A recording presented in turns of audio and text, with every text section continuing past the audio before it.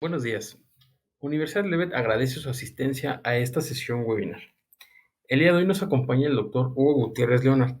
El doctor Hugo es cardiólogo intervencionista egresado de la Escuela Médico Militar del Instituto Nacional de Cardiología y del Centro Médico Nacional La Raza. Es miembro numerario de la Academia Mexicana de Cirugía y actualmente labora en el Hospital Central Militar.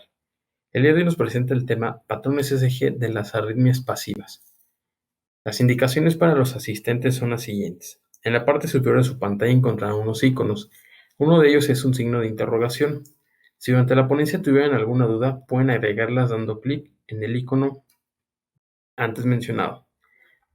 Sean bienvenidos. A continuación, cedo el micrófono al doctor Hugo Gutiérrez Leonard. Muy buenos días.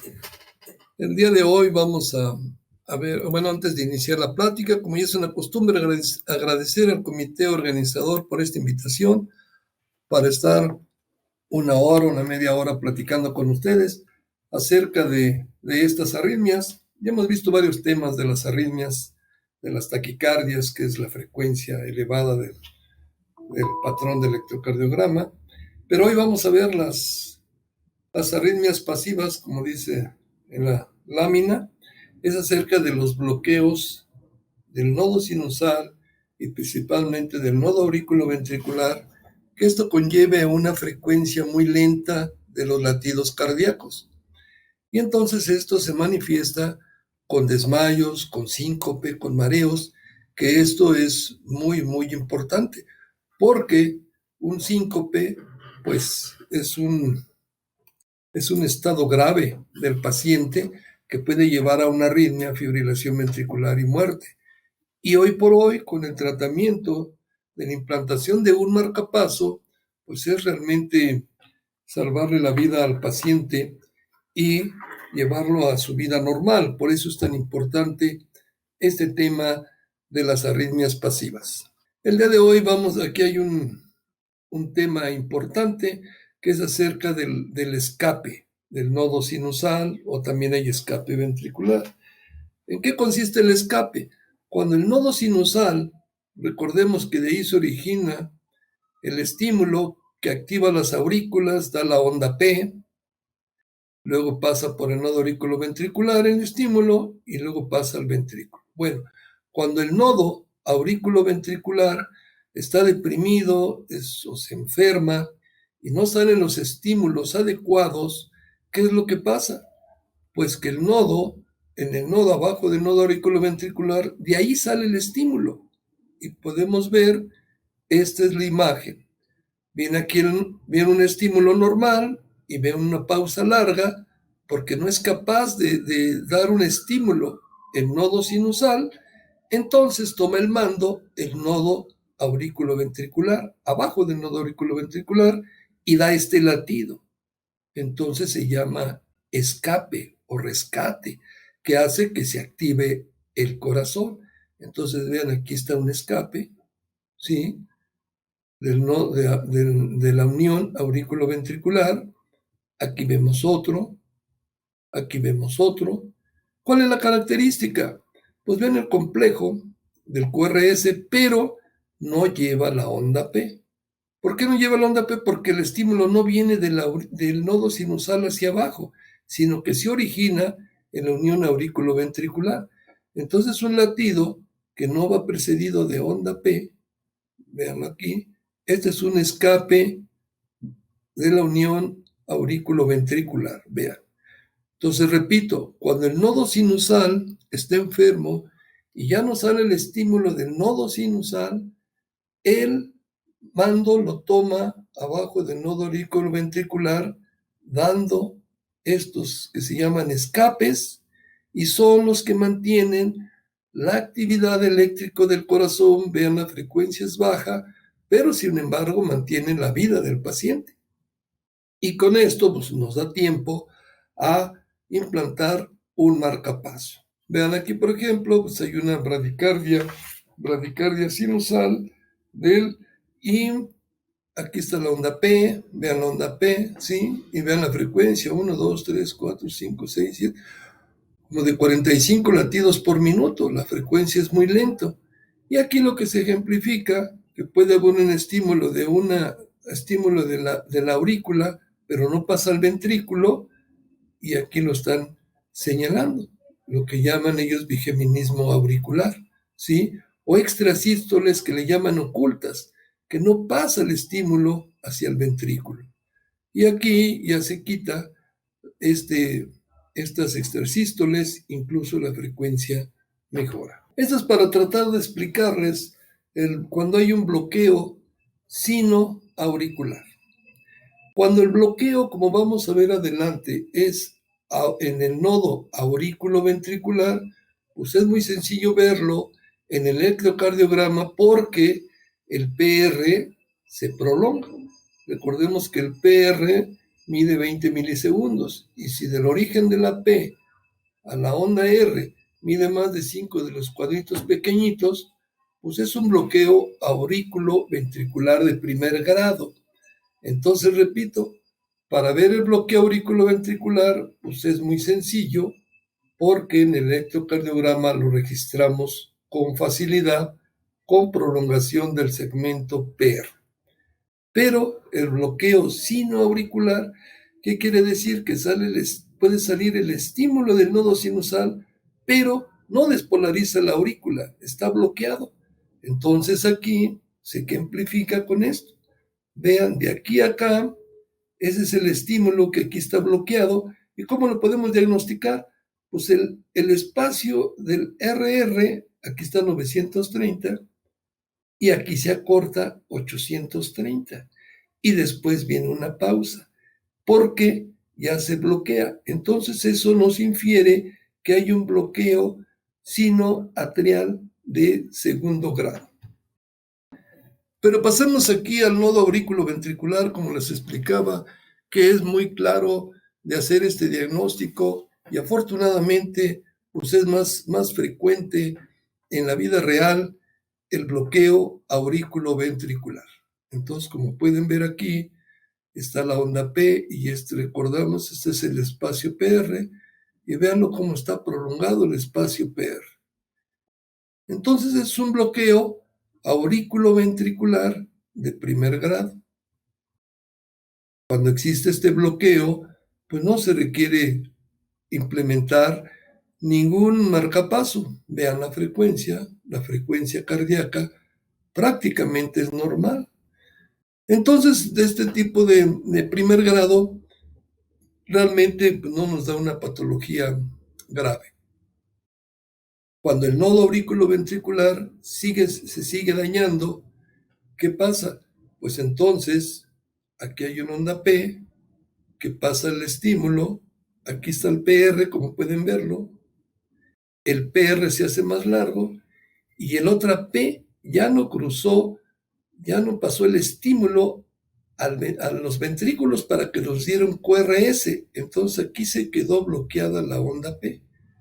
Otra vez aquí está el PR, se alarga el PR, se alarga el PR, o sea, quiere decir que va pasando con mayor dificultad el estímulo a través del nodo aurículo-ventricular y esta P ya no pasó el estímulo hacia el ventrículo, por eso no hay QRS. Como podemos darnos cuenta, pues aquí el nodo aurículo-ventricular ya está más enfermo, entonces este es un bloqueo de segundo grado MOVITZ 1, cuando el PR se va prolongando y luego un estímulo ya no pasa. Y cuando el PR está normal, constante, pero no deja pasar una P, varias Ps, pues eso es un bloqueo de segundo grado MOVITZ 2. Entonces, este ya va aumentando de gravedad y ya se va acercando a la implantación de un marcapaso. Si tiene síntomas, hay que implementar un marcapaso. Y aquí tenemos un bloqueo de segundo grado 2-1, que le llamamos. Una P, otra P, esta P no pasa, esta sí pasa. Pueden verlo, pero aquí el PR está constante, normal, no se prolonga. Es un segundo grado 2-1. Y en este es el bloqueo de tercer grado. Podemos ver la frecuencia, vean esta frecuencia, está más alejado los RR, a diferencia del bloqueo de primer grado, que propiamente la frecuencia pues se conserva normal, la frecuencia cardíaca. Aquí se hace lenta la frecuencia cardíaca y podemos ver, aquí hay una onda P, aquí hay otra onda P, aquí está otra onda P, aquí otra P, aquí podemos ver las ondas P que están por su parte y el ventrículo se activa por su parte. ¿Qué quiere decir? Que en el nodo aurículo ventricular no pasan ya los estímulos para que estimulen o despolaricen el ventrículo. Entonces aquí está en el esquema de Lewis ejemplificado. Podemos ver cómo aquí esta onda P no pasa y aquí se origina este QRS, pero se origina aquí abajo del nodo aurículo ventricular. Entonces las aurículas no pasan hacia el ventrículo y el estímulo sale del sitio que se llama del empalme. Entonces, como pueden ver, las aurículas se bloquean, están por su lado y el ventrículo se activa por su lado. Esto se llama disociación aurículo ventricular y esto es un bloqueo de tercer grado, lo que requiere un marcapaso definitivo. Recordemos que este bloqueo muchas veces se manifiesta con mareos o principalmente con síncope. Y repito, si no reciben tratamiento estos pacientes, pueden llegar hasta tener una arritmia grave, fibrilación ventricular o síncope. Aquí lo podemos ver en un paciente joven que tiene lo que llamamos, aquí vean, aquí está la onda P, únicamente pues, en el día pues, su actividad normal tiene hasta frecuencia de 100 por minuto, una respuesta normal a su vida diaria, pero durante la noche estos pacientes que son, llamamos vagotónicos, ¿sí? Pueden ver la onda P, miren la frecuencia cardíaca es muy lenta, aquí incluso esta P se bloquea, hay otra P, pero esta es durante la noche. Entonces esto realmente es en reposo y la activación vagotónica hace esta frecuencia tan lenta en estos pacientes y realmente no se requiere la implantación de un marcapaso. Aquí lo que podemos observar en el sitio en la figura de arriba, pueden ver cómo están las ondas P, aquí hay una onda P, aquí está metida en la onda T, una onda P por esta muesca, otra onda P, otra onda P, otra onda P, aquí hay una onda P. O sea, ¿qué quiere decir? Que esto está disociado. Las aurículas por su lado y los ventrículos por su lado. Pueden ver aquí una onda P. Pues esta P no despolariza a los ventrículos, la onda P. Aquí, por ejemplo, pueden ver esta onda P. Ya mencionamos que el PR, lo mínimo que puede medir son 12 milisegundos para que pase por el nodo B y despolarice el ventrículo. Si está muy cerca del QRS, pues quiere decir que esta onda P no despolarizó los ventrículos, sino que el ventrículo se activó por su lado. Y entonces podemos ver aquí en este paciente que tiene un bloqueo auriculoventricular congénito. ¿Qué pasa en estos pacientes? Aquí la duda es de cuándo implementarles cuándo colocarles o implantar un marcapaso en estos pacientes, porque la mayoría de estos pacientes pueden estar asintomáticos. Por ejemplo, aquí no vemos la onda P, y qué pasa que hay una onda P, pero aquí hay ritmos de escape ventricular, ¿sí? Y estos escapes, su frecuencia realmente es adecuada. Entonces, estos pacientes con este bloqueo auriculoventricular congénito no requiere marcapaso, pero si el paciente con este bloqueo congénito tiene síncope, en lugar de esta frecuencia desarrollar los escapes es muy lenta, ¿sí? O al ejercicio tiene desmayos, pues estos pacientes hay que implementarles el marcapaso. ¿Por qué? porque si no pueden llegar a tener muerte súbita. Pero repito en esto que el ritmo del escape es acelerado, no se requiere, por eso hay que hacerles una prueba de esfuerzo. Aquí lo que observamos, entonces, como ya mencioné, pues los bloqueos auriculoventriculares de segundo grado MOBIS 2, el 2A1, el completo o de tercer grado, pues requieren implantación de marcapasos para que esto aumente la frecuencia cardíaca y realmente los pacientes regresan a su vida cotidiana normal y se le evitan todos de los síncopes e incluso la muerte súbita que presentan estos pacientes. Y de estos marcapasos pues hay varios tipos. De lo más frecuente es, como aquí está en la transparencia, implantado el electrodo en el ventrículo derecho. Como sabemos, pues un marcapaso es un electrodo, puede ser implantado en la aurícula, en el ápice del ventrículo derecho, en el seno coronario, que son los resincronizadores que adelante vamos a mencionar, y, por ejemplo, en este caso, está implantado en el ápice del ventrículo derecho.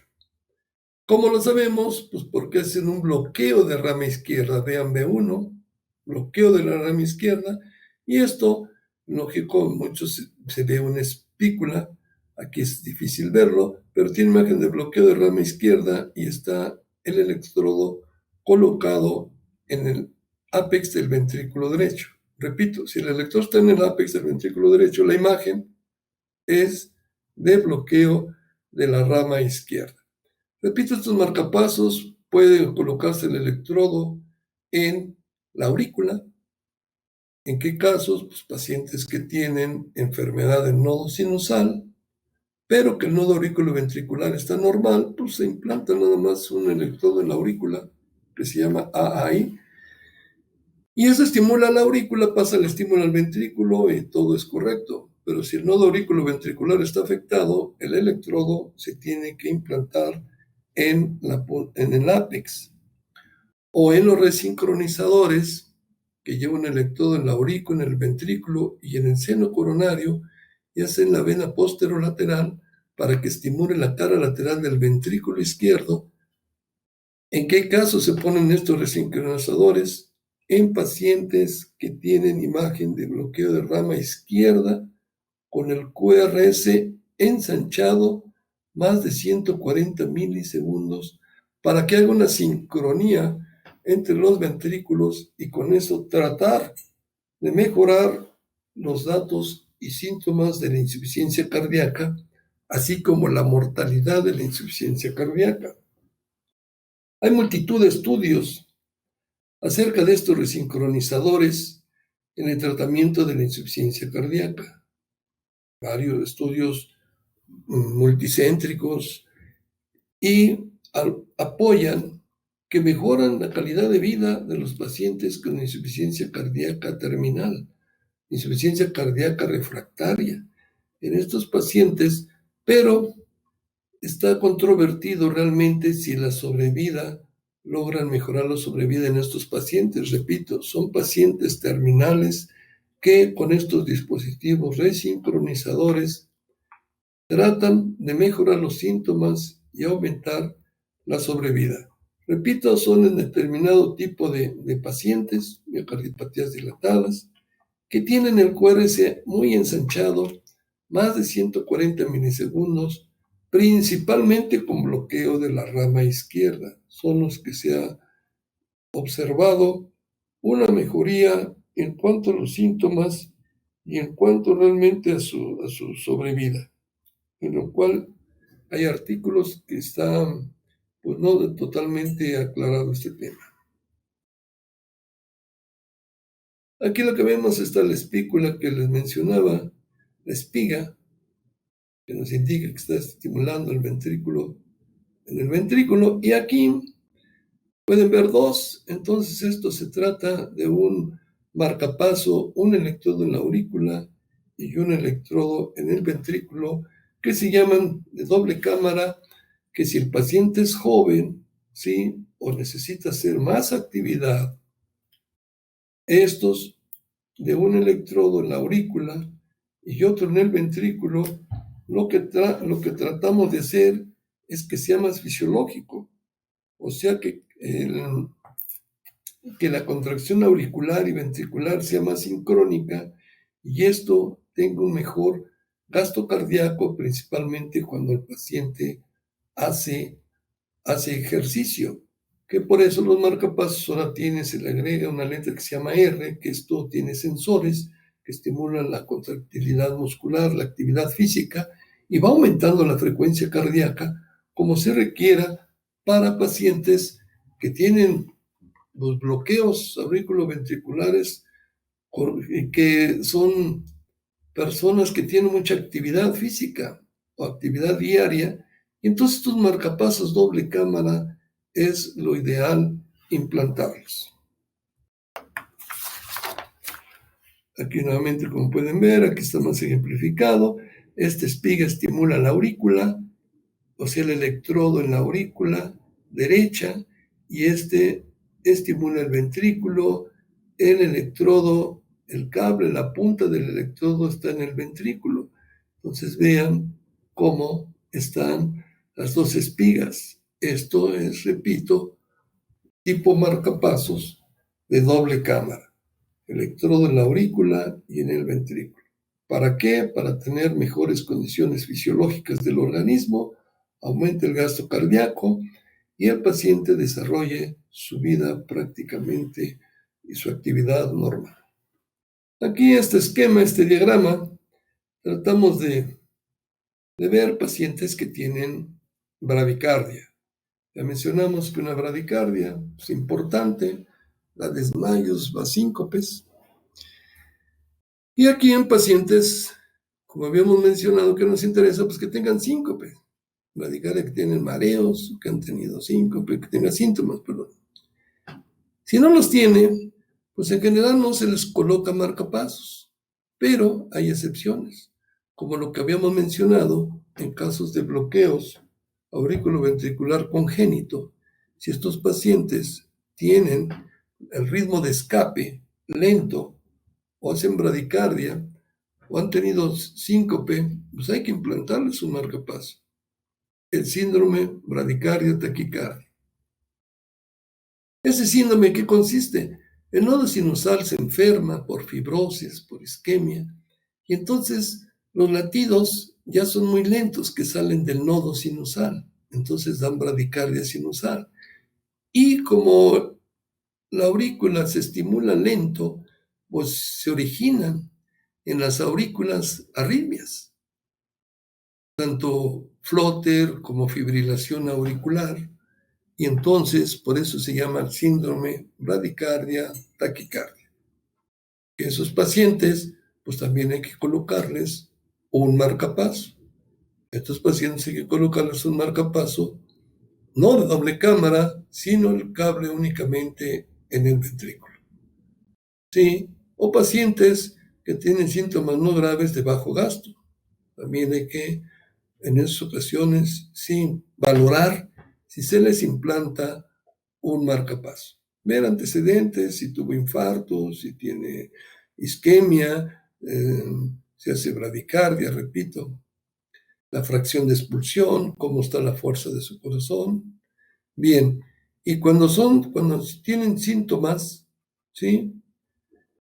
Y presentan fibrilación auricular los pacientes. Si no tienen fibrilación auricular y como mencionamos tienen un bloqueo AB completo, esto que se llama DDD, son los marcapasos doble cámara, que son los más fisiológicos, como podemos ver, para su implantación. Y cuando hay disfunción sinusal sin bloqueo AB, pues esto se puede poner un marcapaso, ¿sí? Que únicamente AIR quiere decir que un marcapaso que es el electrodo únicamente en la aurícula derecha, estimula la aurícula, el nodo auriculoventricular está normal, pasa el estímulo y estimula el ventrículo y con eso es suficiente. O un marcapaso de doble cámara.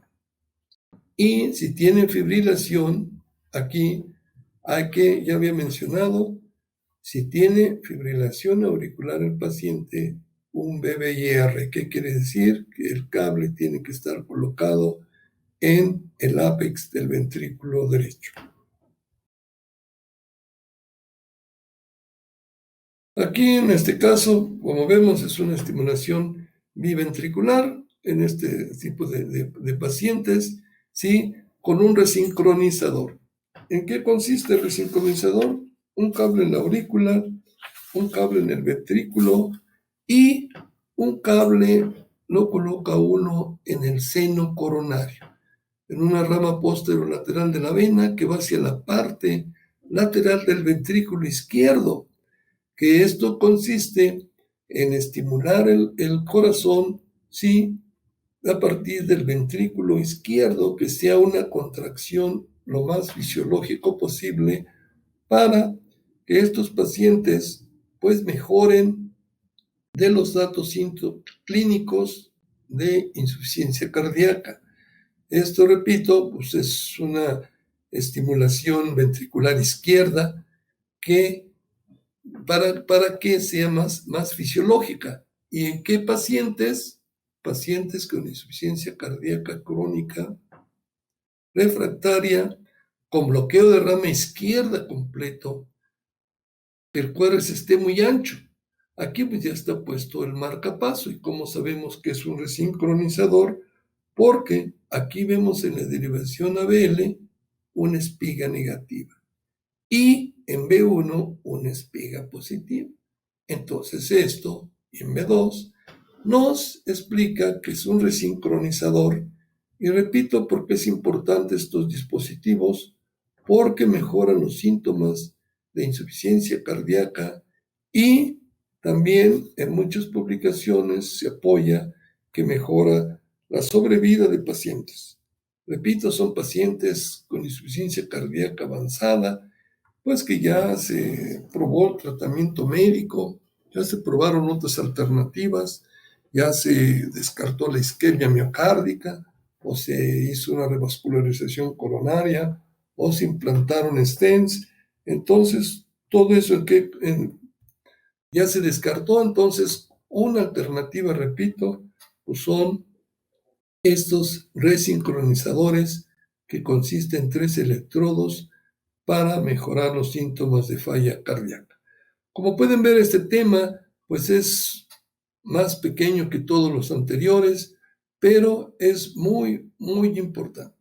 Paciente que vea que tiene síncopes, mareos, pues es practicar, bueno, primero pues checar la frecuencia cardíaca, si tiene bradicardia, un electrocardiograma, y puede deberse a un bloqueo sinoatrial, un bloqueo auriculoventricular, y aplicando estos dispositivos de marcapaso, pues propiamente se evitan complicaciones como muerte súbita o arritmias graves.